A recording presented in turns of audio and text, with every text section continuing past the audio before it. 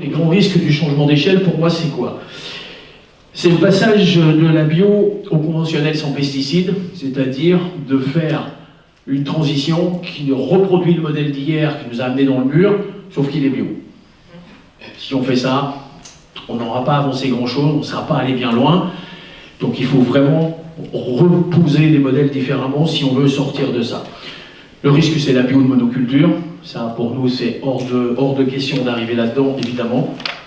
C'est la question de la baisse du bien-être animal. Et c'est vrai que dans le cahier des charges européen, il n'y a pas grand-chose là-dessus, mais quand même, il y a des questions d'espace, de parcours, etc. Dans le cahier des charges européen, dans notre cahier des charges, on a mis des couches supplémentaires. On a maximisé la taille des fermes par paysan. On a maximisé le nombre d'animaux par paysan pour que, au-delà du bien-être paysan, parce que c'est un vrai sujet quand même, enfin, bon, il y a des choses qui me perturbent quand je vois qu'un agriculteur doit s'occuper tout seul de 120 vaches laitières. Moi, je ne sais pas comment ils font, hein. Mais c'est intenable en termes humains. Un souci pareil de s'occuper de 120 bêtes qui peuvent tomber malades, qui peuvent avoir ceci, qui peuvent avoir cela, etc. C'est énorme, c'est insupportable, c'est inhumain de mettre les gens dans des situations pareilles. Donc il faut arriver à un moment à faire aussi l'équilibre homme-animal pour que la relation homme-animal soit une relation qui soit plus saine, plus sereine, plus vivable, notamment pour l'humain et pour l'animal aussi d'ailleurs, pourquoi pas. Il y a la question de la baisse de la fertilité des sols, j'en ai assez parlé, mais le changement d'enjeu c'est celui-là et il faut trouver des modèles d'agriculture qui arrêtent la baisse de fertilité des sols et qui remettent en route de la fertilité des sols. C'est de prendre, de perdre la biodiversité entrepreneuriale. Je disais tout à l'heure, les entreprises qui sont en train de changer de main à grande vitesse, c'est de sortir du modèle de la biohistorique pour passer la main dans les géants de l'agroalimentaire. Pour moi, c'est une perte de biodiversité entrepreneuriale. Ça veut dire quoi? Ça veut dire que c'est une perte de créativité, c'est une perte de richesse humaine, c'est une perte d'innovation, c'est une perte de tout ce qui a fait la richesse de la bio, et Dieu sait, elle est large depuis plus de 40 ans, 50 ans que la bio existe. Et ça, il faut le préserver, c'est important de garder ce modèle d'entreprise-là. En tout cas, c'est des convictions qu'on porte. C'est de penser que le hors-sol bio est possible. Le règlement européen vient d'accorder aux pays d'Europe du Nord une dérogation pour ça. Alors que les pays d'Europe du Nord demandent ça parce qu'ils ont un climat qui n'est pas le même que le nôtre, ils ont un ensoleillement qui n'est pas le même que le nôtre et que du coup ils n'ont pas la possibilité de faire de l'agriculture comme nous. C'est un problème de leur territoire et qu'ils accèdent à ça dans la discussion des modèles historiques d'agriculture du nord au sud de l'Europe. Moi j'accepte l'idée. Mais maintenant, c'est pas pour ça qu'ici on doit faire de la bio hors sol parce qu'on n'en a pas besoin et qu'on a un climat été surface pour faire autrement. Et c'est pas pour ça non plus qu'on doit importer cette bio-là pour nous. Donc ça fait partie des éléments aussi. Et il y a beaucoup de questions en ce moment sur le hors-sol, sur l'agriculture, sur les toits, sur tout un tas de trucs. Et on nous justifie que sur un plan climat, c'est mieux que de l'agriculture. Hein. Mais ça, on va vous le justifier, hein, ça je vous le garantis. Donc ça fait partie des sujets qui sont importants. Pensez que ne plus avoir besoin de contrôler les process de production, ça aussi, ça fait partie de l'air du temps. Vous avez vu là ce qui est en train de démarrer depuis, on est au mois d'avril, là depuis un mois, où on est en train de nous dire « Ah mais nous, on a lancé des gammes de tomates sans pesticides. » Puis après, ils corrigent, ils disent « Sans résidus de pesticides. » D'accord, mais c'est pas une démarche bio, ça. Donc là, il va falloir aussi monter au créneau sur ces questions-là pour remettre les pendules à l'heure et dire bah, « Attendez, c'est pas parce qu'il n'y a pas de résidus du pesticide qu'on a mis sur la culture de tomates quand on a planté la culture et qu'on a conduit la culture, c'est pas parce qu'il n'y a pas de résidus à la fin qu'il n'y en a pas. Il n'y a pas de résidus de la matière active qu'on a mis au début, sauf que celle-là, quand on l'a mis sur la culture de tomates, très vite après, elle s'est transformée dans d'autres molécules, qu'on appelle des métabolites, mais de la molécule de pesticide, il y en a toujours dans la tomate. Sauf que les métabolites, on ne les connaît pas, ou on ne cherche pas à les connaître, c'est plutôt ça. Et donc si on ne les connaît pas, on ne les cherche pas, si on ne les cherche pas, on ne les trouve pas. Donc on dit qu'il n'y en a plus. Un peu court comme raisonnement, mais n'empêche qu'il va falloir lutter aussi contre ce phénomène-là. Les risques, si je continue là-dessus, c'est de continuer de penser que l'alimentation pour tous signifie malbouffe de masse pour tous. Ça, c'est quelque chose qui s'est installé à travers les 60 dernières années. C'est pas une obligation. L'alimentation saine pour tous est tout à fait accessible. On peut le faire. Il faut le décider. Il faut surtout refuser la malbouffe de masse. Alors, Je vous passe tous les détails sur les conséquences sur la santé publique, etc., et le coût économique que ça représente. Pensez que la distribution de masse développe la bio sur les territoires. Ça pose toute la question du rôle de la grande distribution dans la bio. Quel modèle elle va développer, quel engagement elle va faire, quelle filière elle va construire, etc. Ça fait partie des éléments qui sont importants. Moi, ce que je constate et ce qu'on constate, c'est quoi? C'est que le modèle de distribution impacte fortement le modèle de production.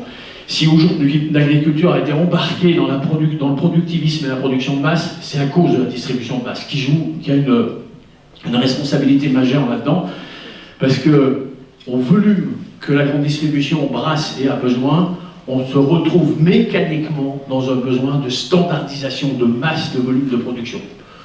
Donc, gaspillage alimentaire au champ, les courgettes tordues, les concombres tordus, les tomates difformes, les machins, ça n'a pas de place dans la caisse parce que ça ne passe pas sur les chaînes alimentaires. 25% de la production agricole reste au champ pour ces questions-là. Entre 20 et 25%. C'est énorme. Donc ça, c'est des éléments aussi qui fait que dans mon magasin, ces produits-là ont leur place. Moi, je dis vive la courgette tordue et vive la libération de la courgette tordue dans les magasins. Ça passe dans les magasins de proximité, de petite taille, avec les producteurs de proximité, etc. On n'a pas de problème avec ça. Donc, c'est à préserver, il faut y faire attention. Permettre des rachats concentrationnaires au détriment de la biodiversité entrepreneuriale, j'en ai parlé, mais ça, c'est un piège qui va être de plus en plus important, chemin faisant, les années passant, sur les risques du changement d'échelle, où les entreprises de la bio qui ont pris du retard dans leur développement de la bio, les grandes marques nationales notamment, vont racheter massivement et donc vont concentrer les entreprises de la bio entre leurs mains, et des gens comme nous vont dépendre de ces mécanismes-là à un moment donné, parce que ça va très vite, ça va plus vite que nous, que c'est très compliqué de revenir sur ce que je disais tout à l'heure, faire en sorte que la deuxième génération de la reprise des entreprises se passe différemment, parce que ça se prépare, parce qu'il faut préparer les cédants à ça, parce qu'il faut former les nouveaux entrepreneurs pour reprendre des entreprises en bio en format coopératif, parce que ça ne s'invente pas, c'est des choses aussi qui passent par des formations, etc. Ça prend du temps. Et aujourd'hui, tout va très vite. Là, en 4 mois de temps, le paysage des entreprises de la bio et de la distribution de la bio a été transformé d'une manière énorme. Mais en 3-4 mois de temps. Donc, et là, il y a des moments où je finis par désespérer d'arriver à tenir la barre, en disant, quand il y a des industriels bio qui sont rachetés par le conventionnel, on ne veut plus travailler avec, mais à un moment donné, on ne va plus avoir d'entreprise. Donc ça va très vite. Et là, il y a beaucoup de questions et on ne s'en sortira pas tout seul. Là, il faut que les politiques nous aident pour trouver des solutions par rapport à ça. On a des idées, mais il y a un moment où il faut un coup de main. Il y a le risque de tomber dans la performance environnementale et climat certifiée COP21, puisque c'est parti comme ça, je l'ai dit tout à l'heure, par l'industrialisation, le hors-sol et les modèles de production à fort rendement. Donc là, c'est un piège. Ça, pour moi, c'est un vrai piège du changement d'échelle qu'il faut éviter, et il faut sensibiliser autour de nous sur ces questions-là. C'est de faire disparaître la bio comme source d'inspiration et d'écologie sociale, sous la bio comme réponse à un besoin alimentaire dénué du sens RSE de l'économie sociale. Pour moi, la bio à valeur aujourd'hui, c'est celle qui porte au-delà du règlement européen, et ça introduit ma notion de la bio et le bio. Le bio, c'est le règlement européen, c'est la loi, c'est tout le règlement qui a posé une obligation de moyens. Mais ça ne dit pas la fin, et ça ne dit pas assez le comment. La bio, c'est la cohérence globale d'un ensemble de démarches, notamment sociales et environnementales. Sociale, c'est le commerce équitable, qui est évidemment beaucoup plus social dans les relations entre les parties prenantes. C'est le social tout court, hein, c'est pas d'emploi, de salariés détachés, etc., dans les entreprises de la bio, parce que, comme on le voit beaucoup chez nos voisins en Allemagne, en agriculture notamment, où les travailleurs détachés, c'est 4,50 € de l'heure. Hein. Quand vous avez des magasins Biocoop qui sont à la frontière allemande et qui se retrouvent avec des fruits et légumes allemands à 30% moins cher, parce que fait sur un social dégradé, là on est en pleine concurrence déloyale, un peu scandaleuse. Donc c'est des éléments aussi qui font partie du paysage et qu'il faut mettre dans le paysage des choses à prendre en considération. Penser que la bio ne peut pas nourrir le monde pendant que le conventionnel empoisonne le monde, alors ça c'est évidemment quelque chose qui me sensibilise beaucoup, qui nous sensibilise évidemment le monde de la bio beaucoup. Parce qu'aujourd'hui, on a vraiment fait croire à la société, au moins occidentale, voire plus large, que le bio ne pouvait pas nourrir le monde et que c'est un dogme qui est largement répandu, alors que les études, notamment je pense à une de celle de Olivier de Scutter en 2012, demandée par l'ONU, qui a démontré non seulement que la bio pouvait nourrir le monde, mais qui a démontré que seule la bio pourra nourrir le monde. Parce que l'agriculture conventionnelle d'aujourd'hui, au coût où elle produit, qui peut l'acheter? Sans subvention, j'entends. Personne. Personne sur la planète ne peut acheter l'agriculture française, européenne, à haut coût de production, comme on les fait aujourd'hui, si on vendait des produits à la réalité du coût qui sont, au prix de revient, au coût de revient qui sont.